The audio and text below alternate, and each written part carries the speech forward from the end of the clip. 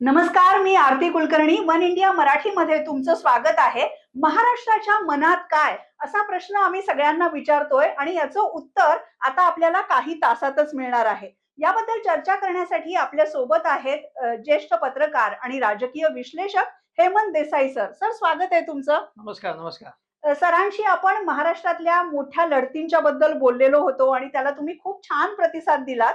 आता थेट निकालाबद्दलच बोलूया सर. सर, जे एक्झिट पोल आलेले आहेत, त्या एक्झिट पोलमध्ये महायुतीचं सरकार येईल अशी एक सरासरी काढण्यात आलेली आहे. महाविकास आघाडीला कुणीही बहुमत दाखवलेलं नाहीये. एक्झिट पोल कितीही वादात असले तरी सुद्धा तुम्हाला काय ट्रेंड वाटतो? एक्झिट पोल येण्यापूर्वीच असं वाटत होतं की महायुती थोडीशी पुढे आहे. खूप चुरस आहे, पण महायुती पुढे आहे. आणि त्याचं आणखीन एक कारण असं आहे की लोकसभेनंतर त्यांनी जी पावलं, ज्याला आपण करेक्टिव्ह स्टेप्स म्हणतो, ती ज्या प्रकारे त्यांनी टाकली आणि ते जे अजेंडा सेट करत होती महायुती, त्याला फक्त महाविकास आघाडी रिॲक्ट करत होती. महाविकास आघाडीने स्वतःचा एक अजेंडा सेट करायला पाहिजे होता, स्वतःचं नॅरेटिव्ह पुढे ठेवायला पाहिजे होतं. पण ते संविधानाच्या चक्रात जे लोकसभेमध्ये रिटर्न मिळाला त्याचा, त्यात अडकून पडले. आणि मग महायुती लाडकी बहीण योजना त्यांनी आणली. त्या लाडक्या बहिणी योजनेचा विरोध केला प्रथम. नंतर मग म्हणाले की आम्ही त्यापेक्षा जास्त रक्कम देऊ. ही विसंगती त्यामध्ये दिसली.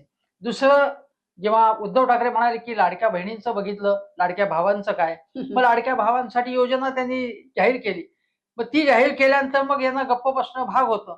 असे अनेक गोष्टी ज्या आहेत आपण बघितल्या, तर याच्यामध्ये डिफेन्सिव्हवरती सतत गेले आणि ऑफेन्सिव्ह ज्या पद्धतीचं करायला पाहिजे होतं. म्हणजे बघा, बदलापूर सारखी घटना होती, मालवणचा शिवाजी महाराजांचा पुतळा पडला होता आणि अशा अनेक घटना होत्या. पण महायुतीमधले जे काही मतभेद आहेत ते समोर आणण्याच्या ऐवजी महाविकास आघाडीमधलेच मतभेद जेव्हा समोर यायला लागले, तेव्हा असं दिसलं की आता जिंकतायत हे महाविकास आघाडी. लोकसभा निवडणुकीमध्ये इतका कॉन्फिडन्स त्यांना आला की कदाचित अति आत्मविश्वास आला आणि अति आत्मविश्वासापोटी त्यांनी सेल्फ गोल केला अनेक बाबतीत, असं म्हणणं भाग आहे. सर, तुम्ही अगदी आत्मविश्वासाने हे म्हणताय आणि तुम्ही आधीच्या आमच्या कार्यक्रमामध्ये सुद्धा सांगितलं की महायुतीच्या बाजूनी तुम्हाला एकूण ट्रेंड दिसतो आहे. पण तरी सुद्धा सर, अजून निकाल लागलेला नाहीये आणि लोकसभा निवडणुकीमध्ये हरियाणाच्या बाबतीत एक्झिट पोल पूर्णपणे उलटे गेलेले आहेत. त्यामुळे आता आपण काही शक्यतांवर बोलूया. सर, पहिली म्हणजे एक्झिट पोलमध्ये महायुतीला कौल तर दाखवला जातोय, पण 4 शक्यता आहेत आणि महाराष्ट्राच्या बाबतीत बोलायचं तर या शक्यता आपल्याला नाकारता येत नाहीत. पहिली शक्यता आपण बोललेलो आहोत की महायुतीचं सरकार येईल, महाविकास आघाडी बहुमतापर्यंत पोहोचणार नाही. मग महायुतीचं सरकार येणार असेल तर मुख्यमंत्री कोण? महायुतीचं सरकार कशा प्रकारे येतं हे बघायला लागेल. म्हणजे बघा, एकूण जागा ज्या ज्या पद्धतीच्या 149 जागा भारतीय जनता पक्ष लढवते, त्यामुळे सगळ्यात मोठा पक्ष लढवते म्हणून नाही, विनिंग पोझिशन मध्ये भारतीय जनता पक्ष आहे. तर भारतीय जनता पक्षाला जर त्यामध्ये त्यांचा स्ट्राईक रेट जास्त असेल, जो गेल्या वेळी खूपच कमी होता स्ट्राईक रेट, तो जर जास्त असेल आणि जर असं झालं की 90च्या पेक्षा जागा जर भारतीय जनता पक्षाला मिळाल्या, तर त्यांना यांच्यावरती पूर्ण विसंबणं, जे पूर्ण त्यांच्यावरतीच या कुबड्यांवरती विसंबणं त्यांना गरजेचं नसेल समजा, किंवा कमी गरजेचं असेल आणि शिंदे गटाच्या किंवा अजितदादांच्या जागा कमी आल्या, तर भारतीय जनता पक्ष स्वतःचाच मुख्यमंत्री तिथे नेमणं पसंत करेल. दुसरं कारण असं आहे की आता आम्ही खूप त्याग केलेला आहे, आता आम्हाला सत्तेचा लाभ घेण्याची सुद्धा वेळ आलेली आहे. कारण त्याग किती केलाय, कार्यकर्त्यांना समजवता समजवता देवेंद्र फडणवीसांच्या नाकी नऊ आलं होतं. स्वतः त्यांना त्याग केला. त्यांनी जेव्हा त्याग केला तेव्हा त्यांनाही धक्का बसला होता. त्याग करायला सांगितलं त्यांना की तुम्हाला मंत्रिमंडळात जायचे, उपमुख्यमंत्री व्हायचे, तेव्हा गिरीश महाजन यांच्या डोळ्यात पाणी आलं होतं आणि त्यामुळे सगळ्यांना धक्का बसला होता. आता त्याला खूप दिवस झाल्यानंतर आणि महाशक्तीने जी स्ट्रॅटेजी केलेली अमित शहा आणि मोदीजींनी, त्या स्ट्रॅटेजीनुसार सगळी पावलं टाकली, तसं तिकीट वाटप केलं. उदाहरणार्थ, भारतीय जनता पक्षाने जेव्हा शिंदेनी आणि अजितदादांनी फार हट्ट धरला, तेव्हा त्यांच्या म्हणजे आपले उमेदवार त्यांच्याकडे पाठवले आणि 16-17 जागांवरती दोन्ही पक्षात मिळून आपले उमेदवार पाठवले. म्हणजे त्या जागा खरं तर भाजपच्याच भाजपच्या, ते केव्हाही भाजपमध्ये जाऊ शकतील असं, कारण भाजपनी त्यांना उपकृतच केलेलं आहे मुळात. आणि यांना त्यांना जागा, त्यांना या उमेदवारांना त्यांना घ्यायला सांगितलं. त्यांना स्वतःच्या पसंतीचे उमेदवार देता आले नाहीत, तिथे लक्षात घेतलं पाहिजे. अशा वेळी जर भारतीय जनता पक्ष डॉमिनंट पोझिशन मध्ये असेल तर शिंदे आणि अजितदादांना त्यांना लटकण्याशिवाय दुसरं गत्यंतर नाही. कारण पण आता तुम्ही म्हणताय की भाजप जर डॉमिनेटिंग पोझिशन मध्ये गेला तर भाजपमध्ये मुख्यमंत्री पदाचे दावेदार भरपूर आहेत. देवेंद्र फडणवीस आहेत, आशिष शेलार आहेत, आणखीनही वेगळं नाव कुणाचं तरी येऊ शकतं. तुम्हाला काय वाटतं? नाही, मला स्वतःला असं वाटतं की भारतीय जनता पक्ष देवेंद्र फडणवीस हाच जो चॉईस आहे तो करेल. याचं कारण असं आहे की आतापर्यंत असं काय वाटत होतं की देवेंद्र फडणवीसांना केंद्रामध्ये पाठवलं जाईल. आता एक दुसरी शक्यता तुम्हाला सांगतो की ते कदाचित पुढच्या तुमच्या प्रश्नाच्या वेळी असेल, पण आता चर्चेला आले म्हणून समजा असं झालं की एकनाथ शिंदे यांनाच मुख्यमंत्री करण्याची पाळी आली, त्यांच्या सीट्स जास्त आल्या आणि यांच्या तुलनेने कमी आल्या. बरं, तर मग देवेंद्र फडणवीस परत उपमुख्यमंत्री होणार होते. बरोबर. मग ते राष्ट्रीय अध्यक्ष होतील, केंद्रीय मंत्रिमंडळात जाऊ शकतात. पण दुसरी शक्यता अशी की बघा, मोदीजींनी आणि अमित शहा दोघांनी प्रचाराच्या दरम्यानमध्ये संकेत दिले की देवेंद्र फडणवीस आम्हाला परत हवेत, आम्हाला हेच परत हवेत, असं ते दोन-दोनदा म्हणाले, 2-2 सभांमध्ये म्हणाले. म्हणजे भाजप हवे पण देवेंद्र फडणवीस आम्हाला हवे असं ते म्हणाले. असं म्हणण्याची गरज नव्हती. हा एक भाग.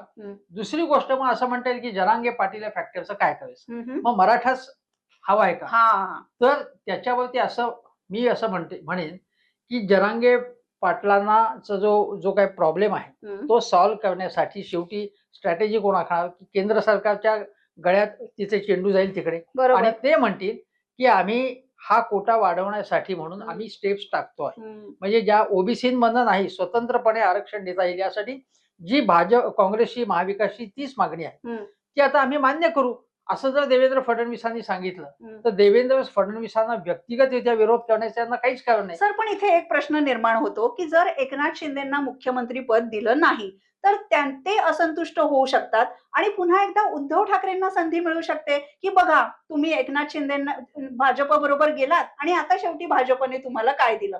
हे भाजपला परवडणार आहे का सर? नाही, मला असं वाटतं की ते भाजपला परवडेल. एकनाथ शिंदे काही करू शकणार नाही. याचं कारण असं आहे की 2.5 वर्ष मुख्यमंत्री आहेत ना झालेले ते. उद्धव ठाकरेंचा युक्तिवाद असा होता की तुम्ही मला होऊन दिलं नाही. बघा, 2.5 वर्ष मी झालो आणि 2.5 वर्ष एकनाथ शिंदे, म्हणजे शिवसेनेचा 5 वर्षाचा झाला, तुमच्या पदरात काय पडलं असं ते भाजपला विचारतात.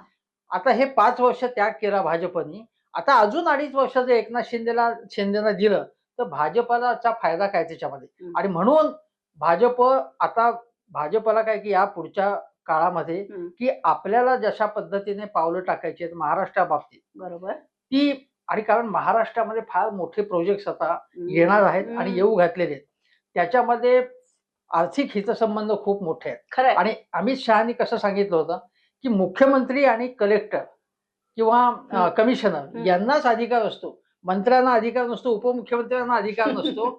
जसं तिकडे पंतप्रधानांना फक्त अधिकार असतो, राष्ट्रपतींना काही नाही, केवळ ते सह्या करण्यापुरतं असतं. बरं, हे अमित शहानी सांगितलं. याचा अर्थ काय की मुख्यमंत्री जर यांचा नसेल तर त्या पद्धतीने सरकार त्यांना चालवता येत नाही आपल्या पद्धतीने. जरी काही गोष्टी सांगू शकतात तरी सुद्धा एकनाथ शिंदेनी परस्पर सुद्धा अनेक गोष्टी केल्या असण्याची शक्यता. मी गंमत म्हणून तुम्हाला फक्त एकच सांगतो, बाळासाहेब ठाकरे यांचा जेव्हा रिमोट चालू होता तेव्हा हिंदुजा समूहाशी एक करार लंडनमध्ये जाऊन मनोहर जोशीने केला. ती बातमी आल्यानंतर बाळासाहेबांना माहित नव्हतं, त्यांनी नाराजी व्यक्त केली की त्यांना न सांगता त्यांच्या अपरोक्ष अशा गोष्टी कशा झाल्या. मुख्यमंत्र्यांना अधिकार असतो तो, पण हा रिमोट कंट्रोल त्यांचा होता. तर आता अशी गोष्ट आहे की एकनाथ शिंदे मुख्यमंत्री असल्यामुळे त्यांना सर्वाधिकार आहेत. बरोबर. आणि त्यामुळे परस्पर अनेक गोष्टी ते करू शकलेले आहेत. पण ज्या पद्धतीचं सरकार भारतीय जनता पक्षाला अभिप्रेत आहे तसं हे सरकार चालत नाही, आणि चालत नाहीये असं जाहीरपणे म्हणण्याची त्यांना शक्यता आहे. म्हणजे भाजप अजिबात संधी सोडणार नाही असं तुम्हाला म्हणायचंय. सर, आता हे झालं एक्झिट पोलचं, पण महाराष्ट्रामध्ये वेगवेगळे पत्रकार जे फिरतायत, तज्ज्ञ काही सांगतायत की महाविकास आघाडीला सुद्धा तेवढंच अंडरकरंट असू शकतो. ग्रामीण भागामध्ये चांगलं मतदान झालेलं आहे आणि हे सरकार जर कुणाला पसंत नसेल तर महाविकास आघाडी येऊ शकते. दुसऱ्या शक्यतेबद्दल आपण आता बोलूया. महाविकास आघाडीचं सरकार आलं तर मुख्यमंत्री कोण? महाविकास आघाडीचं सरकार आलं तर आजच वक्तव्य जर बघितलं आपण की मातोश्रीवरती जी बैठक झाली त्या बैठकीत जाताना संजय राऊत होते शेजारी बसलेले आणि जयंत पाटील चालवत होते गाडी. तेव्हा संजय राऊत असं म्हणाले की जयंतराव ड्रायव्हिंग सीटवरती होते आणि जयंतराव ड्राईव्ह चांगलं करतात अशा आशयाचं ते बोलले. पण त्याच वेळी त्याने असंही सांगितलं की उद्धव ठाकरे हे चांगले ड्रायव्हिंग सीटवरती होते, ह्या महाराष्ट्राने बघितले, त्यांनी काम चांगलं केलंय, सारथ्य केलं त्यांनी. हा अशीही त्यांनी पुस्ती जोडली. पण जयंतराव पाटील हे तुम्हाला सांगलीचा जो पॅटर्न आहे ज्यामध्ये चंद्रहार पाटलांना उभं करण्यात आलं होतं लोकसभेमध्ये, ते लोकसभेमध्ये ते जयंतराव पाटलांचा तो कॅन्डिडेट होता आणि त्याला शिवसेनेने पाठिंबा दिला होता. राष्ट्रवादी काँग्रेस आणि शिवसेना यांचे संबंध काँग्रेस आणि शिवसेना यांच्यापेक्षा अधिक जवळचे संबंध आहेत आणि या वाटाघाटींच्या ओघामध्ये जयंतराव हे त्यांचे जर सेकंड बेस्ट चॉईस म्हणजे उद्धव ठाकरे झाले तर त्यांना आवडले. पण समजा उद्धव ठाकरेंच्या जागा कमी आल्या आणि त्यापेक्षा शरद पवारांच्या जागा जास्त आल्या तर अर्थातच जयंतराव पाटील होऊ शकतात. पण त्यापूर्वीच आपण जर काँग्रेसचा बघितलं तर नाना पटोलेंनी सांगितलं ना की काँग्रेसचा होऊ शकतो मुख्यमंत्री, पण त्यांना श्रेष्ठींनी सांगितलं की तुम्ही अशा प्रकारचं तुम्ही म्हणजे कोणीच परस्पर अशी विधानं करू नयेत. पण काँग्रेसचं जर असेल तर मला असं वाटतं की नाना पटोले हे राहुल गांधींच्या जवळचे असले तरी त्यांच्या अगोदर जे अध्यक्ष होते बाळासाहेब थोरात, बरोबर, ते अधिक सीझन्ड आहेत, अधिक अनुभवी आहेत. आणखीन एक गोष्ट म्हणजे बाळासाहेब थोरात हे कुठेही कॉन्ट्रोवर्सीमध्ये नसतात. फायनान्शियली ते अत्यंत सामर्थ्यवान आहेत, म्हणजे जे काँग्रेसला पक्ष चालवायला सुद्धा जो पैसा लागतो तो. आणि दुसरी गोष्ट अशी की बाळासाहेब थोरात यांचे शरद पवारांशी अत्यंत घनिष्ठ संबंध आहेत. नाना पटोले आणि शरद पवार यांचे संबंध चांगले नाही. सर, बाळासाहेब थोरातांची आम्ही मुलाखत घेतली होती वन इंडिया मराठीसाठी, तेव्हा त्यांनी अगदी मुलाखतीच्या सुरुवातीलाच सांगितलं की काँग्रेसला जर जास्त जागा मिळाल्या तर मुख्यमंत्री म्हणून माझं नाव समोर येऊ शकतं. याचा अर्थ काँग्रेसमध्ये काहीतरी निर्णय झाला असावा. हा, काँग्रेसमध्ये विचार विनिमय झाला असा निर्णय होणं हे मला असं वाटतं की निर्णय होऊ शकत नाही. कारण जेव्हा नाव टाकलं जाईल चर्चेला तेव्हा मित्र पक्षांना काय वाटतं हाही विचार विनिमय करायला लागतो. बरोबर. कारण एकनाथ शिंदेचं नाव जेव्हा चर्चेला आलं होतं 2019 मध्ये, तेव्हा शरद पवार आणि बाकीच्यांनी, अशोक चव्हाण आणि अजितदादांनी सांगितलं होतं की आम्ही त्यांच्या अंडर काम करणार नाही. उद्धव ठाकरे चालते, उद्धव ठाकरे सुद्धा त्यांना ज्युनियर जरी असले तरी उद्धव ठाकरे एका पक्षाचे प्रमुख आहेत आणि शरद पवारांनी त्यांची निवड केली आहे. त्यामुळे तशा बाबतीत जर आपण बघितलं तर बाळासाहेब थोरात हे सीझन्ड आहेत, 7-7 वेळा निवडून आलेले आहेत, सहकार सम्राट, शिक्षण सम्राट असे आहेत ते. आणि दुसरं म्हणजे ते मराठा आहेत, ही गोष्ट महत्वाची आहे. आता मराठा आणि नाना पटोलेंच्या दृष्टीने एक पॉझिटिव्ह गोष्ट अशी की नाना पटोले यांनी जेव्हा आता विधानसभा अध्यक्षपदाचा त्यांनी राजीनामा दिला तेव्हा लोक म्हणाले की काय तुम्ही राजीनामा देऊन सगळं संकट आलं, सरकार कोसळलं. पण हे लक्षात घेत नाही की नाना पटोलेंना काँग्रेस श्रेष्ठींनी सांगितलं होतं की तुम्ही राजीनामा द्या. आता का सांगितलं त्यांनी राजीनामा द्यायला हे गूढ आहे, आणि पण ते त्यांनी सांगितल्याशिवाय हे राजीनामा देणार नाहीत. तो राजीनामा दिला. पण शेतकरी जो सेल आहे त्याचे जे अध्यक्ष, राष्ट्रीय अध्यक्ष म्हणून नाना पटोलेंची निवड ही राहुल गांधींनी केली होती. आणि आज शेतकऱ्यांचा डिस्ट्रेस किंवा शेतकऱ्यांचं जो सगळं संकट आहे ते महाराष्ट्राच्या पुढे खूप मोठं आहे. ओबीसी नेते आहेत. हे सगळं जर आपण बघितलं तर, आणि ग्रामीण भागामध्येच काँग्रेसला जास्त पाठिंबा आहे, विदर्भात जास्त पाठिंबा मिळण्याची अपेक्षा आहे, लोकसभेत होतं तसं. हे त्यांच्या बाजूचे पॉझिटिव्ह आहेत. तुम्ही महत्वाचा मुद्दा सांगितलात. एकतर विदर्भ कोणाकडे जातो त्याच्यावर महाराष्ट्राचा निकाल ठरू शकतो, मराठवाडा सुद्धा आहेच, आणि नाना पटोले, विजय वडेट्टीवार हे ओबीसी नेते आहेत, हेही महत्वाचं आहे. या दोन शक्यता सर बहुमताच्या झाल्या. तिसरी शक्यता जी आहे ती त्रिशंकू विधानसभेची, म्हणजे महाविकास आघाडीलाही बहुमत मिळणार नाही आणि महायुतीलाही बहुमत मिळणार नाही. मग महाराष्ट्राच्या राजकारणाचा वेब सिरीजचा एपिसोड पुढे पुढे किती जाणार? तसं होण्याची शक्यता, त्रिशंकू असण्याची शक्यता मला जरा कमी वाटते. पण जर असली असं गृहीत धरू आपण तर काय होऊ शकेल, तर यावेळी बघितलं आपण तर 2019 पेक्षा म्हणजे 2000 त्याच्याही अगोदरच आपण 10 वर्षाचा स्पॅन घेतला तर त्याच्या दुप्पट 10 वर्षात म्हणजे 4000 कॅन्डिडेट्स आता झालेले आहेत एकूण. आणि त्याच्यामध्ये जर आपण छोटे छोटे पक्ष आहेत, म्हणजे बीबीएस हा काय मोठा पक्ष आहे, वंचित बहुजन आघाडी, नंतर MIM सारखा पक्ष आहे, राज ठाकरे यांचा पक्ष आहे, तिसरी आघाडी आहे, आणि शिवाय सुरेश माने आणि यांची एक सुरेश माने जे आदित्य ठाकरेंच्या विरोधात उभे होते, आणि प्रकाश शेंडगे यांची एक आघाडी आहे. आता यांनी तर बाळासाहेब आंबेडकरांचे 200 कॅन्डिडेट्स त्यांनी उभे केलेले. राज ठाकरेंचे 135 आहेत. आता बघा, हे सगळे जर छोटे पक्ष आहेत आणि शिवाय अपक्ष, त्यापैकी अपक्ष अपक्ष म्हणजे बंडखोरच आहेत त्यापैकी अनेक जण, आणि ते कोणाकोणाचे अशा अशा अपक्ष आहेत. त्यामुळे त्यापैकी काही जण निवडून 100% येणार. जर आपण एक्झिट पोलचे अंदाज बघितले असले तर सगळ्यात जास्त कोणीतरी दिले ते 29-30 तर असे. त्या चौथ्या शक्यतेबद्दल आपण बोलूया. हा. पण तुम्ही ज्या छोट्या छोट्या पक्षांचा हा. उल्लेख करताय ते भाजप बरोबर आहेत. हा हा तेच सांगतो मी. ते म्हणून तर मी म्हणतोय की महायुतीची शक्यता जास्त आहे. कारण काय, आज तर वंचित बहुजन आघाडी, आंबेडकरांनी सांगितलंय की जो सत्तेत येईल त्यांच्या बरोबर आम्ही जाऊ, असं त्यांनी सांगितलं. म्हणजे किती लवचिक धोरण आहे बघा. म्हणजे लवचिक. हा, आणि पुन्हा त्यांना संविधानही वाचवायचंय. लोकसभेमध्ये ते म्हणाले की संविधान संकटात होतं असं ते म्हणत होते. पण या प्रकारची भूमिका त्यांनी थेट घेतलेली आहे बीबीएसने. आणि अशीच भूमिका याचं कारण असं आहे की महायुतीला का जास्त चान्स आहे. केंद्रात सत्ता आहे, राज्यात सत्ता आहे, डबल इंजिन, त्यांच्याकडे पैसे आहेत आणि शिवाय तपास यंत्रणा त्यांच्याकडे आहे. त्यामुळे सगळेजण त्यांच्याकडे जाण्याची दाट शक्यता आहे. एवढंच नव्हे, अजून एक शक्यता सांगतो बरं, जी कोणी विचारतच घेतली नाही. काँग्रेस पक्ष आता एक फोडण्याचा राहिला ना यांचा. 2 पक्ष तर फोडलेले आहेत त्यांनी. आता काँग्रेसचा काय, आता काँग्रेस सुद्धा फुटू शकतो असं खुद्द देवेंद्र फडणवीसांनी अगदी 1-1.5 वर्षापूर्वी सांगितलं. आणि काही नेते फुटले. काही नेते, अशोक चव्हाण फुटले, पण त्यांच्याबरोबर जास्त लोक गेले नाहीत.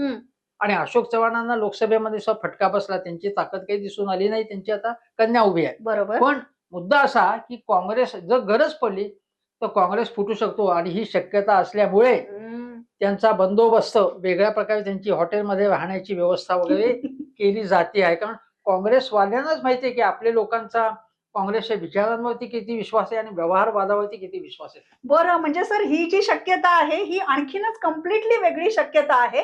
काँग्रेस पक्ष फुटू शकतो आणि सत्तेत येणाऱ्या बरोबर जाऊ शकतो. आणि रिसॉर्ट पॉलिटिक्स, शनिवार आहे निकालाचा, शनिवार रविवार रिसॉर्ट पॉलिटिक्स होणार.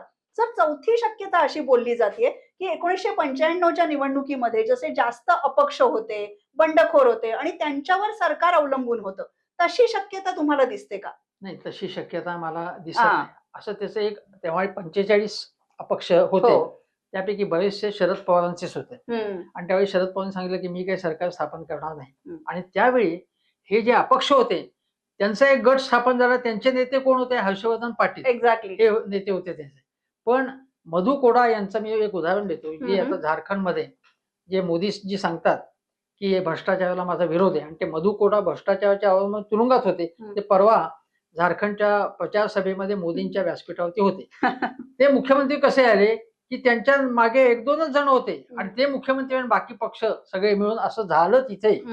असं होऊ शकतं, पण महाराष्ट्राची अवस्था इतकी दयनीय होणार नाही असं मला वाटतं. कारण महाराष्ट्रामध्ये महायुती आणि महाविकास आघाडी ही चांगल्या स्ट्रॉंग पोझिशन मध्ये, सगळ्यांना कमी कमी जागा मिळतील आणि अपेक्षांच्या बळावरती ते सरकार टिकेल किंवा अपक्षांचा मुख्यमंत्री होईल किंवा छोट्या पक्षाचा मुख्यमंत्री होईल अशी शक्यता सुतराम नाही असं मला वाटतं. महाराष्ट्राची तेवढी घसरण झाली आहे असं मला वाटतं. सर हे सगळं तर आहे, पण त्याच्यात एक्झिट पोलमध्ये जे काही महत्वाचे मुद्दे समोर आलेले आहेत त्यामध्ये उद्धव ठाकरेंचं मुंबईच्या भोवतीची सगळी मतदारसंघ, ठाणे, कोकण इथे मोठं नुकसान होत आहे. ते तुम्हाला पटतं का? नुकसान होताना दिसतं आहे, म्हणजे त्याचं नाकारून चालणार नाही. एक तर लक्षात घेतलं पाहिजे, उद्धव ठाकरेंच्या बाजूने बोलायचं असेल एक गोष्ट अशी की साधन संपत्ती आणि कार्यकर्ते त्यांच्याकडे कमी आहेत. जे आहे ते प्रामाणिकपणे लढतायत आता.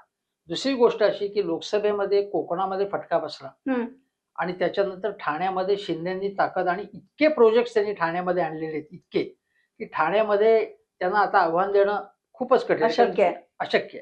या ठिकाणी त्यांना फटका बसणार. आणि मुंबईमध्ये जर बघितलं तर मुंबईमध्ये काही जागा अशा आहेत की तिथे मनसे हे त्यांना डॅमेज करण्यासाठी बसलेलंच आहे. म्हणजे उद्धव ठाकरेंचे शत्रू बघा ना सर, मनसे आहे, त्याचबरोबर एकनाथ शिंदेची शिवसेना आहे, भाजप सुद्धा आहे. तर असे स्पर्धक खूप आहेत, शत्रू नको म्हणूया. हो हो, खूप स्पर्धक त्यांचे आहेत. त्यामुळे मुंबई आणि कोकण हे त्यांचं स्ट्रॉंग पॉइंट आहे. मुंबईमध्ये तरी सुद्धा त्यांना यश मिळेल जसं लोकसभेमध्ये मिळालं. पण लोकसभेमध्ये एक जागा त्यांची अशीच गेली, 48 मतांनी जी गेली, अमोल कीर्तीकरांची. आता ज्या जागा आहेत त्या लोकसभेमध्ये त्यांच्या जागा काय, म्हणजे मुंबईमध्ये त्यांचा डॉमिनन्स असेल महाविकास आघाडीमधला, जास्त जागा त्यांना मिळतील असं नाही. पण ज्या जागा त्यांना जास्त मिळण्याची आशा आहे ती मुंबईच आहे. कोकणामध्ये फटका बसणार आहे. पण एरवी शिवसेना कोकण, ठाणे आणि मुंबईत होती. मी तुम्हाला सांगतो की शिवसेनेची स्थापना झाली होती, पहिल्यांदा सत्ता कुठे आली ती ठाणे महानगरपालिकेत आली व मुंबई महानगरपालिकेमध्ये. त्यांना आता ज्याचं जे गंडस्थळ आहे ना त्याच्यावरती हल्ला करायचा आहे. आणि मुंबईत जर जेवढं डॅमेज झालं, उद्धव ठाकरेंचा पक्ष डॅमेज झाला, तर मुंबई महानगरपालिकेच्या निवडणुकामध्ये आपल्याला मोठं यश मिळेल. गेल्या वेळी थोडक्यात आपल्याला पालिका ताब्यात घेता आली नाही असं भाजपचा विचार. आणि आशिष शेलार यांचं फुल त्याच्यावरती कॉन्सन्ट्रेशन आहे की उद्धव ठाकरेंना डॅमेज कसा करता येईल. म्हणून उद्धव ठाकरेच्या विरोधात मनसेशी बैठका घेणं, त्यांच्याशी चर्चा करणं, एक त्यांना नॅरेटिव्ह देणं, हे सगळं आशिष शेलार आणि राज ठाकरे मिळून जेवढं उद्धव ठाकरेंना त्यांना बदनाम करता येईल किंवा नुकसान करता येईल यासाठी सर्वंकष प्रयत्न ते करतात. उद्धव ठाकरेंच्या बाबतीत बोलायचं झालं सर तर प्रतिकूल गोष्टी बऱ्याच आहेत. एक म्हणजे त्यांची स्वतःची तब्येत आता बरी नाहीये, पण तरी सुद्धा ते लढतायत, सगळीकडे फिरतायत. आदित्य ठाकरे फिरतायत, त्यांना सुद्धा वरळीमध्ये मोठे स्पर्धक निर्माण झालेले आहेत. अशा स्थितीमध्ये सर आता उद्धव ठाकरेंच्या शिवसेनेने काय करायला हवं? उद्धव ठाकरेंच्या शिवसेनेने काहीही झालं तरी, समजा आता फटका बसला तरी सुद्धा कुठलाही पक्ष असा विझून जात नाही. जसं मनसे सुद्धा संपुष्टात येईल असं नाही.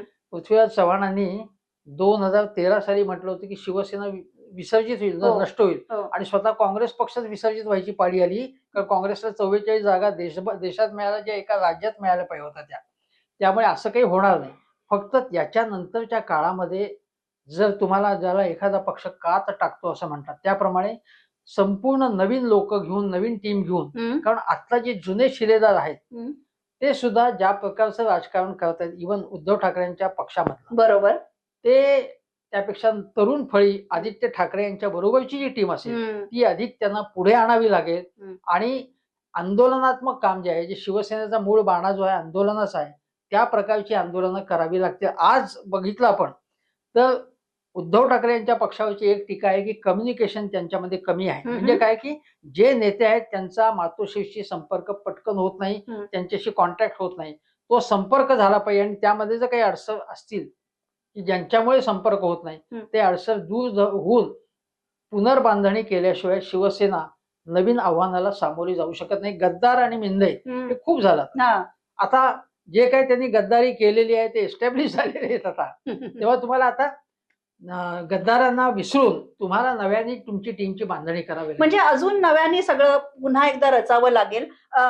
भाजपचे नेते नितीन गडकरी असं म्हणाले की उद्धव ठाकरे कार्यकर्त्यांशी तेवढं बोलत नाहीत, ते माझेही फोन उचलत नाहीत, असं त्यांनी एक सांगितलं. आता त्याच्यात खरं खोटं आपल्याला माहिती नाही. नाही, हा प्रसंग घडलाय. तुम्हाला सांगतो की अनेक वर्षापूर्वी ज्या नितीन गडकरी प्रदेशाध्यक्ष होते इथे सुद्धा, भाजपचे प्रदेशाध्यक्ष किंवा विधान परिषदेचे ते नेते होते, काहीतरी 2 पैकी एक. त्यावेळी चिमूरच्या जागेवरनं भाजप आणि शिवसेना यांच्यात मतभेद झाला. तेव्हा बाळासाहेब ठाकरे हयात होते. त्यावेळी ते त्यांचे फोन उचलत नव्हते अशी त्यांनी तक्रार केली. त्यानंतर सुद्धा एकदा 2014 नंतर सुद्धा तक्रार केली त्यांनी. तर आता या गोष्टी आहेत त्या मला असं वाटतं की टाळायला पाहिजेत. असं होता कामा नये. कुठल्याही गोष्टीचं जर चूक असेल त्याचं समर्थन करण्याचं कारण नाही. बरोबर सर, बरेच प्रश्न येतात उद्धव ठाकरे आणि भाजपच्या नात्याबद्दल. पण मनसेच्या बाबतीत तुम्ही म्हणालात की मनसे सुद्धा काही संपणारा पक्ष अजिबातच नाही. आणि आता मी मुंबईमध्ये मतदारसंघांमध्ये फिरले, अमित ठाकरेंच्या उमेदवारीमुळे एक वेगळं चैतन्य मनसेमध्ये आलेलं आहे, भाजपची साथ आहे. काय वाटतं तुम्हाला महाराष्ट्र नवनिर्माण सेनेची कामगिरीबद्दल?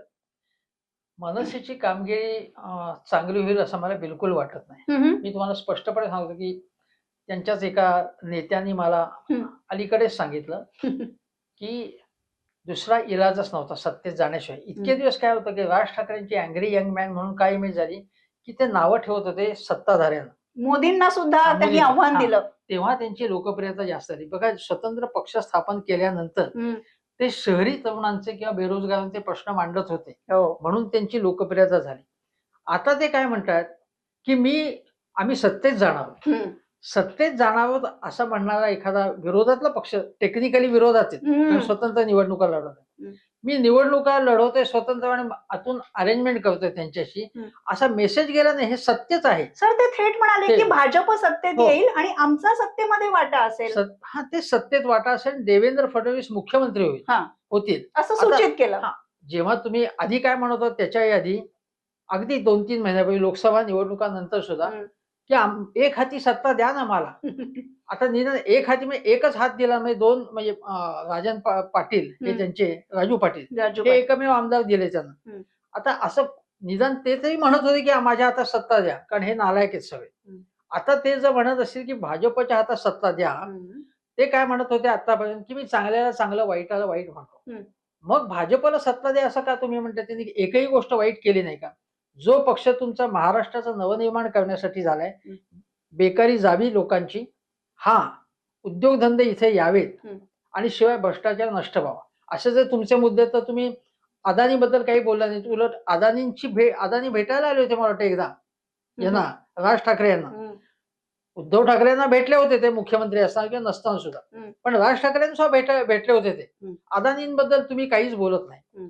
इतक्या बघा बदलापूर पासून अनेक गोष्टी झाल्या, त्याच्यावर ज्या प्रकारचा हल्ला चढवायला पाहिजे होता, मालवणचा पुतळा असेल किंवा शेतकऱ्यांची अवस्था दुरवस्था, त्याच्याबद्दल काहीच बोलले नाही ते. त्यामुळे असा कसा पक्ष आहे जो की हा केवळ विकासाचा, म्हणजे ज्याला म्हणतात की सविनय कायदेभंग म्हणायचं ना, म्हणजे गांधीजींचं की कायदेभंग करू पण सविनय करू आम्ही, तशा प्रकारे हे हळूवार टीका करतात पण गोंजारतात जास्त. बिनशर्त पाठिंबा म्हणतात, त्याच्यावर उद्धव ठाकरेंनी बिनशर्त पाठिंबा असे विनोद सुद्धा केलेले आहेत.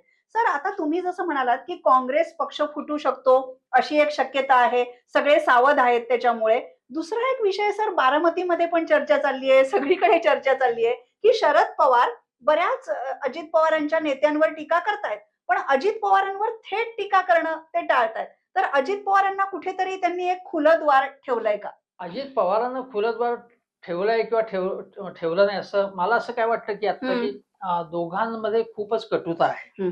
म्हणजे जरी ते असं म्हणाले नसते की अजित पवार हे गद्दार आहेत, बाकीच्यांना गद्दार म्हणाले ते, पण त्यांनी शेवटच्या बारामतीच्या सभेमध्ये घणाघाती टीका अजित पवारांवरती केलेली होती. त्यांच्या जवळच्या सहकाऱ्यांवर त्यांना पाडा पाडा पाडा असं म्हणाले. बरोबर. गद्दार गद्दार गद्दार असे काही ठिकाणी म्हणाले. धनंजय मुंडेंवरती कडक टीका केली जाते. हे सगळे त्यांचे जवळचे सहकारी. छगन भुजबळांवरती घणाघाती टीका केली जाते. पण उद्या जर अशी वेळ आली की महाविकास आघाडीचं सरकार कसं बसं बनतंय आणि अजितदादांचे बघा की अजितदादांचं फार पूर्ण वाट लागेल असं काही नाही. अजितदादांचे काही जण जे आहेत त्यांचे ते बटाट्याचं पोतं जसं असतं तसा त्यांचा पक्ष आहे ना, शरद पवारांचा किंवा अजितदादांचा, की मोठे मोठे बटाटे आहेत ते सगळे एका पोत्यात टाकलेत. एक पक्ष असा नाहीच एकसंध, स्वयंभू नेते. त्यामुळे त्या नेत्यांपैकी काही जण शरद पवारांकडे येऊ शकतं की ज्यांनी फार कटुता केली नाही, कटुता निर्माण झाली नाही आणि त्यांची गरज आहे. तर अशा वेळी शरद पवारांनी धोरणात्मक पद्धतीने इंडिव्हिज्युअल फार कटुता निर्माण होऊ नये अशी व्यवस्था केली असावी. आणि अजितदादांनी तर तत्वज्ञानच मांडलंय की जो पक्ष सत्तेत असेल त्याच्याबरोबर मी जाऊ शकतो. याचं कारण काय की सत्तेत गेल्यावरतीच कामं होतात, नाही तर होत नाही. त्यामुळे ते फ्लेक्झिबल आहेत. आता ते म्हणाले की मी शिवसेनेबरोबर गेलो तर भाजपबरोबर का जायचं नाही, आता भाजपबरोबर गेलो तर आता शिवसेनेच्या महाविकास आघाडीत का जायचं नाही. पण सर, अजित पवार जर पुन्हा एकदा शरद पवारांकडे गेले तर मग त्यांच्या भ्रष्टाचाराच्या प्रकरणांचं काय, भाजप तसा काही दबाव त्यांच्यावर आणेल का? मला असं वाटतं की आता परत तसं होण्याची शक्यता नाही. याचं कारण काय की क्लिअर कट स्टेटमेंट तुम्ही जर बघितलं असेल की फडणवीस काय म्हणाले की मी आरोप केले होते, बैलगाडीवर पुरावे दिले होते, पण मग असं लक्षात आलं एसीबीने जे काही तपास केला किंवा बाकीच्या यंत्रणांनी की त्याच्यामध्ये अधिकारी दोषी आहेत आणि अजितदादांची त्या फाईलवर सही नाही. आणि त्यामुळे आम्हाला सुरुवातीला वाटलं होतं की त्यांचा त्याच्यामध्ये हात आहे, पण यंत्रणांनी तपास केल्यावरती असं आढळलं. आता हे पुन्हा रिव्हर्स जर त्यांना घ्यायचं असेल याचं, तर ते त्यांच्यावरती संशय निर्माण होईल देवेंद्र फडणवीसांवर की तुम्ही सोयीने असं का बोलताय म्हणून. अजितदादांना तो हिशोब करायला लागेल की आपल्याला ज्याला म्हणतो की कॉस्ट बेनिफिट अनालिसिस करायला लागेल की आपल्याला नुकसान किती होणार आणि फायदा किती होणार. त्यांचं जर राजकारण संपुष्टात येऊ नये अशी त्यांची इच्छा असेल तर ते शरद पवारांना बाहेरून तरी पाठिंबा देतील. याचं कारण असं सांगतोय की सुप्रिया सुळे सातत्याने म्हणतात की त्यांच्यावर आरोप केले होते ते फडणवीसांनी, अजितदादांवर आणि शहांनी आणि मोदींनी, आम्ही आरोप केलेले नव्हते. आता असा आपण प्रश्न विचारू शकतो की आता तुम्ही म्हणताय चौकशी करा, आरोप केले होते म्हणून, तुमचं काय म्हणणं आहे, तुमची पोझिशन काय, हा तुम्हाला खरं वाटतंय की खोटं वाटतंय, असं कोणी त्यांना प्रश्न विचारला नाही, त्यांनी उत्तरही दिलं हा नाही. प्रश्न फार महत्वाचा आहे सर, की अजितदादांच्या एकूण या भ्रष्टाचार प्रकरणाबद्दल राष्ट्रवादी पक्षाचं काय म्हणणं आहे. पण सर एक विनोद फिरतोय व्हॉट्सअपवर सध्या, की सरकार कुणाचंही येवो, अजितदादांचा उपमुख्यमंत्री पदाचा शपथविधी मात्र तुम्ही करून टाका. तर त्याच्याबद्दल तुम्हाला काय वाटतं? मला असं वाटतं की अजितदादा परत आता उपमुख्यमंत्री म्हणून जातील हम्म. त्या पदावरती, असं मला वाटत नाही. एखादं खातं सुद्धा घेऊ शकतात ते, जे स्ट्रॉंग आता अर्थमंत्री पद आहे हा. त्यांच्याकडे. हा, आणि ते पक्षाचे खरं म्हणजे ते त्यांच्या पक्षाचे प्रमुख आहेत. हम्म. आणि मला तर असं वाटतं की त्यांनी अशी व्यापक भूमिका घेतली, उदाहरणार्थ महायुतीत हम्म. मंत्रीपद न घेता ते रिमोट कंट्रोल करू शकतात, की आपला जो कोणी मंत्री असेल त्याला हम्म. दुसऱ्याला संधी देऊ शकतात. माझं तर म्हणणं असं आहे की एकनाथ शिंदेनी सुद्धा हम्म. समजा असं झालं हम्म. की शिंदे काय म्हणाले की उद्धव ठाकरेंना स्वतःच मुख्यमंत्री व्हायचं होतं. हा. आता मी असं विचारू शकतो की तुम्ही झालात मुख्यमंत्री, आता तुमच्याकडे जे बाकीचे लोक होते त्यांच्यापैकी कोणाला का नाही भरत गोगावले करा मुख्यमंत्री, बापरे. किंवा अन्य कोणाला करा, काय जे कोणी असतील त्यांच्याकडे हम्म. ते का नाही करत तुम्ही मुख्यमंत्री. सगळे अधिकार तुम्ही बघा, एकनाथ शिंदेचा पक्ष म्हणून काय अस्तित्व आहे का? हम्म. सगळं तेच करतात, बाकीचे फक्त फॉलो करतात. हम्म. म्हणजे शिवसेनेचा जो पॅटर्न, मूळ पॅटर्न आहे मूळ पॅटर्न. त्याप्रमाणेच ते वागतायत. आणि तेवढा मात्र बाळासाहेबांचा विचार त्यांनी बरोबर आत्मसात केला की सगळे अधिकार स्वतःकडे ठेवले. सर आता तुम्ही सुरुवातीलाच लाडकी बहीणचा उल्लेख केलात, मुख्यमंत्री लाडकी बहीण योजना म्हणून एकनाथ शिंदेना त्याचं क्रेडिट मिळालं, पण तसंच क्रेडिट अजितदादा आणि देवेंद्र फडणवीसांना सुद्धा मिळालेलं आहे. सर लाडकी बहीण जर एवढीच असेल तर एखादी महिला मुख्यमंत्री का नको? महिला उमेदवारांना एवढं प्राधान्य कुठे दिलं गेलंय? महिला मुख्यमंत्री व्हायलाच पाहिजे, काहीच हरकत नाहीये. हा. त्यापूर्वी पक्षांनी महिलांना मुळात हम्म. संघटनेमध्ये स्थान द्यायला पाहिजे. खरंय. नगरसेविका, आमदार, खासदार त्यांना केलं पाहिजे. आणि ते करण्याचे काम ते प्रॅक्टिकल बघतात. ते म्हणतात की इलेक्टिव्ह मेरिट, हम्म. आणि इलेक्टिव्ह मेरिट जिथे दिसतं तिथे आम्ही महिलांना देतो. हा. पण आत्ताच्या घटकेला जर आपण आकडेवारी बघितली तर त्याच्यामध्ये सगळ्याच पक्षांची समाधानकारक कामगिरी नाही. मला वाटतं राष्ट्रवादीने जर चुकत नसेल, शरद पवार गटाने त्यातल्या त्यात जास्त जागा त्यातल्या त्यात महिलांना दिलेल्या आहेत. पण राष्ट्रवादीची जर महिला होणार असेल हम्म. तर अर्थातच सुप्रिया सुळेंचं नाव पुढे नाव आहे. पण सुप्रिया सुळेंचं जर नाव पुढे येणार असेल तर असं होऊ शकतं की सुप्रिया सुळेंनी मग लोकसभेचा राजीनामा द्यायचा. हम्म. आता मग त्यांची जागा कोणी घ्यायची की पार्थ पवारनी घ्यायची, यांनी अशी ऍडजस्टमेंट करायची का त्याची, हम्म. अशी ही चर्चा होऊ शकते. पण मला म्हणजे पुन्हा बारामतीमध्ये पोटनिवडणूक घ्या. हा, ते होऊ शकतं. पण सुप्रिया सुळे या फारच चांगल्या कर्तबगार अशा मुख्यमंत्री होऊ शकतात. हम्म. अनेक महाराष्ट्रामध्ये महिला आहेत की ज्या चांगल्या आहेत, की ज्या कर्तबगार आहेत आणि ज्यांनी पुढे यायला पाहिजे. निदान त्यांना काय देतात की महिला आणि बालकल्याण असं खातं देतात, जे पंकजा मुंडेंनाही दिलं होतं तसं. आणि इव्हन तुम्ही महिला काय तो आयोग हा. त्याच्यावरती नेमतात. आणि तो महिला आयोगाची जी महिला असेल ज्या पक्षाची, ती पॉलिटिकल सोयीची भूमिका घेते. म्हणजे त्यांनी त्यांच्या विरोधकांच्या काही माणसाने अत्याचार केला असेल तर त्यावर टीका करायची, आपण जर केला असेल आपल्या पक्षाच्या लोकांनी गप्प बसायची. अशा प्रकारची, त्यामुळे त्याबाबत इंडिपेंडेंट भूमिका कोणीही घेत नाही. आणि तुम्ही जर बघितलं तर सर्वसाधारणतः सगळ्या ज्या महिला आहेत त्या जर समजा राष्ट्रवादी काँग्रेसचं खास करून उदाहरण घेतलं, त्या सगळ्या लब्ध प्रतिष्ठित घराण्यातल्या आहेत. हो. त्या कोणी बाबा रापलेल्या चेहऱ्याच्या कष्टकरी महिला किंवा आंदोलनातल्या अशा फार कमी आहेत. सर पण महिला नेतृत्वाबद्दल सुषमा अंधारेंचं नाव असं घेतलं जातं की त्या एक तथाकथित खालच्या वर्गातून पुढे आलेल्या आहेत, बऱ्याच जणांना ते संबोधित सुद्धा करतायत. तर अशा काही महिला नेतृत्व पुढे येऊ शकतं पक्षाने जर धोरण ठेवलं तर. 100% सुषमा ताई याच्यातल्या ओबीसीच म्हणजे वंजारी आहेत, त्या वंजारी. आणि त्या चांगल्या सुशिक्षित आहेत, पॉलिटिकल सायन्स घेऊन त्या हे झालेल्या आहेत आणि चळवळीतून पुढे आल्या आहेत. त्यांना त्यांच्यासारख्या महिलेला उद्धव ठाकरेंनी जेवढा स्कोप दिलाय बघा, अन्य पक्षामध्ये एवढा स्कोप दिला जाणार नाही. त्यानं चांगला स्कोप दिलाय आणि त्या चांगला स्कोप त्यांनी त्याचा फायदाही घेतला. बरोबर. फायदा म्हणजे त्यांनी आपला प्रभाव दाखवून दिलेला आहे. म्हणजे उद्या जर त्यांना जर मंत्रिपदाची म्हणजे विधान परिषद जर मिळाली तर मिळायलाच पाहिजे माझ्या मते. त्यांच्यासारखी स्त्री ही विधानसभा काय राज्यसभा किंवा लोकसभा सुद्धा गाजवू शकेल. पण त्यांचा एक मतदारसंघ हळूहळू डेव्हलप त्यांना करता आला किंवा पक्षाने संधी दिली तर खूप चांगलं होईल. आणि सुषमा अंधारे या सगळ्या आत्ताच्या महिलांमध्ये सगळ्यात चांगल्या कर्तृत्ववान महिला आहेत असं माझं स्पष्ट मत. अच्छा, आणि त्यांना तेवढाच प्रतिसाद सुद्धा मिळतोय. सर, महिलांचं नेतृत्व हा एक विषय झाला, पण त्याच्या बरोबरच महाराष्ट्र आणि झारखंड या 2 राज्यांचे निकाल लागतायत. झारखंडमध्ये सुद्धा भाजपचं सरकार येईल असं बोललं जात आहे. पण त्याबरोबरच पोटनिवडणुका आहेत काही, आणि महत्वाची पोटनिवडणूक आहे केरळमधली, वायनाडमधली, जिथे प्रियांका गांधी उभ्या आहेत. त्या जिंकल्या तर त्या थेट लोकसभेमध्ये जातील, आणि नांदेड जी पोटनिवडणूक आहे तिथे काँग्रेसची शक्यता जास्त वाटते. काय वाटतं? प्रियांका गांधी जिंकून येणार हे अगदी काळ्या दगडावरची रेघ आहे. हं. आणि प्रियांका गांधी जर लोकसभेत गेल्या म्हणजे तर ज्या पद्धतीने त्यांचा म्हणजे संवाद साधण्याची जी त्यांची शैली आहे. शैली आहे, कम्युनिकेट करण्याची जी आहे संवादी शैली आहे, ती अतिशय चांगली आणि त्या खूप प्रभाव तिथे गाजवतील असं मला वाटतं. राहुल गांधींचा वेगळा प्रभाव आहे, पण प्रियांका गांधी या लोकांना अधिक आकर्षित करून घेणाऱ्या अशा प्रकारचं व्यक्तिमत्व आहे. हं. असं आत्ता सुद्धा नागपूरमध्ये जी त्यांची रॅली निघाली हं. होती, जी रेशीम बागेच्या महाल भागात त्या संघाच्या कार्यालयाच्या तिकडनंच गेली, तुफान गर्दी होती त्याला. हं. पण प्रियांका गांधींचं हे आकर्षण आहे ते विलक्षण आहे. आणि जर भाऊ बहीण तिथे म्हणजे भावाची लाडकी बहीण तिथे असेल तर प्रियांका गांधी कशा वेगळ्या मुद्द्यांवर सुद्धा बोलू शकतात. हं. राहुल गांधी कधी कधी एकारलेल्या पद्धतीने संविधान असेल, अदानी अदानी. असेल, एवढ्याच विषयावर बोलतात. या वेगळ्या वेगळ्या विषयावरती बोलू शकतील आणि सहजपणे लोकांना पटेल असा सोप्या भाषेत उत्तम हिंदीमध्ये, हिंदी त्यांचं चांगलं आहे राहुल हो. गांधींपेक्षा, त्यामुळे त्या युक्तिवादही चांगला करतात आणि पटकन पटेल असं सोप्या पद्धतीने त्या बोलून दाखवतात. केवळ तार्किक युक्तिवाद म्हणा किंवा तत्वज्ञानात्मक अशी मांडणी न करता हो. सहज पटेल, समजेल, रुचेल अशा पद्धतीचा युक्तिवाद असेल आणि म्हणून प्रियांका गांधी या विजयी होतीलच. हं. पण दुसरा तुम्ही कुठला प्रश्न विचारला? नांदेडचा. नांदेडमध्ये साधारणतः आपण बघितलं की कोणाची डेथ झाली हं.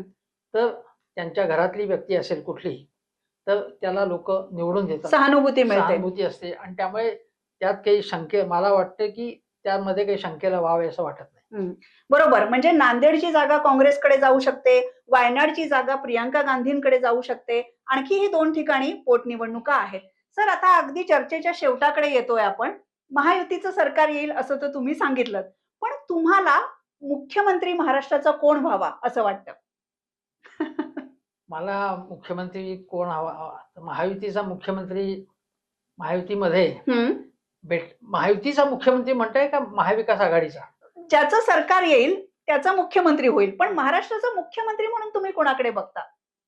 महाविकास आघाडीचा जर झाला हं. तर बेटर चॉईस आहे हे जयंत पाटील. बरं. दुसरा चॉईस आहे बाळासाहेब थोरात. पृथ्वीराज चव्हाण हाही उत्तमच चॉईस आहे, पण पृथ्वीराज चव्हाणांना काँग्रेस संधी देईल असं मला बिलकुल वाटत नाही. महायुतीचा जर मुख्यमंत्री झाला तर मला असं वाटतं की कोणीतरी नवा मुख्यमंत्री, भारतीय जनता पक्षाचा नवा चेहरा समोर यायला पाहिजे. आणि नवा चेहरा म्हणजे भाजपचे जो आपण म्हणतो, आता विनोद तावडे म्हणतात त्या पद्धतीने मराठा पाहिजे किंवा जातीचा विचार न करता देवेंद्र फडणवीस जसा एक वेगळा चेहरा दिला तसा एक वेगळा चेहरा कदाचित गिरीश महाजन असू शकेल तो माणूस, किंवा अन्य कोणी असतील की जे तरुण आहेत किंवा काही नव्याने काही त्यांच्या संकल्पना आहेत अशा. पण सर, पण देवेंद्र मला फडणवीसांची जी कारकीर्द होती 5 वर्षांची 2014च्या नंतर सुरू झालेली, ती खूप प्रभावी होती. आणि देवेंद्र फडणवीस हे असे महाराष्ट्राचे दुसरेच मुख्यमंत्री आहेत की ज्यांनी 5 वर्ष सलग काम केलेलं आहे. भारतीय जनता पक्षाच्या दृष्टीने देवेंद्र फडणवीसांना झुकतं माप देण्याची शक्यता आहे. माझं मत विचारलं मी म्हणेन की देवेंद्र फडणवीसांनी जे सुडाचं राजकारण, जे द्वेषाचं राजकारण केलेलं आहे आणि जे अत्यंत टिनपाट लोकांना पक्षामध्ये संधी दिली आणि ज्येष्ठ लोकांना मागे ढकललेलं आहे, अशा प्रकारचं जे राजकारण करतात त्या राजकारणाला माझा तीव्र विरोध आहे त्याला. आणि म्हणून एखादा सॉफ्ट मध्यमवर्गी असा दुसरा कुठलीही व्यक्ती जी असेल, मॉडरेट ज्याला आपण म्हणतो, पण त्यांचं कर्तृत्व, त्यांची बुद्धिमत्ता महाराष्ट्रासाठी फायदेशीर ठरू शकते. महाराष्ट्रासाठी फायदेशीर ठरू शकते, पण महाराष्ट्राला तोटा किती झालेला आहे? तुम्ही हा जर विचार केला तर 2 पक्ष ज्यांनी फोडलेत आणि जी अस्थिरता महाराष्ट्रात निर्माण झाली, जे फोडाफोडीचं राजकारण सुरू झालं, त्याचं आता त्याला आपण म्हणू शकतो की उद्धव ठाकरे चूक का ते चूक. पण ते जर सुरू झालं ज्या प्रकारचं, कारण देवेंद्र फडणवीस अत्यंत अग्रेसिव्हली गोष्ट करतात, म्हणजे दुसऱ्या पक्षाला किंवा यांना संपवायचंच असं जे डॉमिनेटिंग राजकारण आहे त्या प्रकारचं राजकारण म्हणजे मी वाजपेयींच्या पद्धतीचं राजकारण जास्त पसंत करतो. आणि तसा मॉडरेट चेहरा हा शोधला तर सापडू शकेल. देवेंद्र फडणवीसांना असं शोधलं होतं ना. देवेंद्र फडणवीस हे 2014च्या अगोदरचे वेगळेच होते आणि 2014 नंतर विशेषतः 2019 नंतर वेगळेच झाले. ज्या प्रकारे त्यांनी सुडाचं राजकारण केलं आणि आतापर्यंत बघा, लगेच श्रीनिवास पवारांच्या वरती, त्यांच्या शोरूम वरती तुम्ही रेट टाकता निवडणूक चालू असताना. आता हे इकडनं इन्फॉर्मेशन कोण देत असणार तिकडे दिल्लीमध्ये? माझा काही संबंध नाही असं दाखवत असते. पण भारतीय जनता पक्षाच्या दृष्टीने तुम्ही म्हणाल की आता त्यांना चॉईस नाहीये. पण मी म्हणेन की भाजपने वेगळी माणसं पुढे आणलेली आहेत आणि ती वेगळी माणसं जर आपण पुढे आणू शकलो तर सहज शक्य येते. म्हणजे तुम्हाला म्हणायचंय की राजकारणापेक्षा महाराष्ट्राचं नेतृत्व, महाराष्ट्राच्या हितासाठीचं काम हे महत्वाचं आहे. या सगळ्यामध्ये तुम्ही उद्धव ठाकरेंचं नाव नाही घेतलं. शेवटचा प्रश्न, उद्धव ठाकरे पुन्हा मुख्यमंत्री व्हावे असं वाटतं का? उद्धव ठाकरे पुन्हा मुख्यमंत्री व्हावे असं जरूर वाटतं ना. त्यांची प्रकृती जर त्यांना साथ देत असेल तर जरूर वाटतं. कारण आता जर पुन्हा मुख्यमंत्री झाले ते, तर त्यांना प्रकृती साथ देवो किंवा न देवो, त्यांना बाहेर जाऊन जास्तीत जास्त फिरायला लागेल किंवा मंत्रालयात जावं लागेल. कारण त्यांच्यावरती टीका काय होत होती की ते मंत्रालयात जात नव्हते. आता त्याचं समर्थन करण्याचं कारण नाही, पण पहिले 3-4 महिने त्यांना अधिक काळ जाता आलं असतं. पण लगेच कोविड आला आणि कोविड नंतर ते आजारी पडले. त्यामुळे त्याच्यातला 1.5 वर्षाचा जरी आपण पिरियड बघू की ज्याच्यामध्ये त्यांना फारसं इकडे तिकडे जाणं शक्य नव्हतं. पण या पुढच्या काळात जसेल तर, कारण आता राजकारण हे मोठं डिमांडिंग होणार आहे. खरंय, खूप चुरशीचं राजकारण आहे. तेव्हापेक्षाही जास्त चुरस वाढलेली आणि त्यामुळे तुमच्याकडनं अपेक्षा जास्त वाढलेल्या आहेत. कारण तुम्हाला इतका खंबीर मनाचा माणूस लागेल. त्यांच्या प्रकृतीची काळजी मला अधिक आहे की त्यांच्या प्रकृतीला कुठेही त्रास होता कामा नये. याचं कारण काही केंद्र सरकार ज्या प्रमाणे अरविंद केजरीवाल यांना जगू देत नाहीये, त्याप्रमाणे ते महाराष्ट्र सरकारचा जो महाविकास आघाडीचा जो कोणी चेहरा असेल त्याला जास्तीत जास्त त्रास देण्याचा प्रयत्न करतील. आणि हा त्रास, शारीरिक त्रास किमान उद्धव ठाकरेंना होऊ नये अशी माझी इच्छा. पण त्यांची जर इच्छा असेल, त्यांची जर ताकद असेल कुठल्याही संकटाला द्यायची, तर उद्धव ठाकरे हा चांगला चॉईस आहे. कारण ते 2.5 वर्ष त्यांनी चांगल्या पद्धतीने काम केलं. बरोबर. म्हणजे देवेंद्र फडणवीस, उद्धव ठाकरे, एकनाथ शिंदे, बाळासाहेब थोरात किंवा तुम्ही म्हणता तसं अगदीच कुठलं तरी वेगळं नाव सुद्धा येऊ शकतो. 23 तारखेला महाराष्ट्राच्या विधानसभा निवडणुकांचा निकाल आहे आणि त्यानंतरच खरं राजकारण राज्यामध्ये सुरू होणार आहे असं बोललं जात आहे. इथे संपत नाही सगळं, पिक्चर अभि बाकी आहे. त्याच्यानंतर महापालिकेच्या निवडणुका सुद्धा आहेत. तुम्हाला महाराष्ट्राच्या राजकारणाबद्दल काय वाटतं? कुणाचं सरकार येईल? कोण मुख्यमंत्री व्हावा? कमेंटमध्ये लिहायला अजिबात विसरू नका. आणि वन इंडिया मराठी हे चॅनेल लाईक, शेअर, सबस्क्राईब जरूर करा. सर, तुम्ही इथे आलात आणि पुन्हा एकदा आमच्या प्रेक्षकांना राजकारण समजून सांगितलं त्याबद्दल खूप खूप धन्यवाद.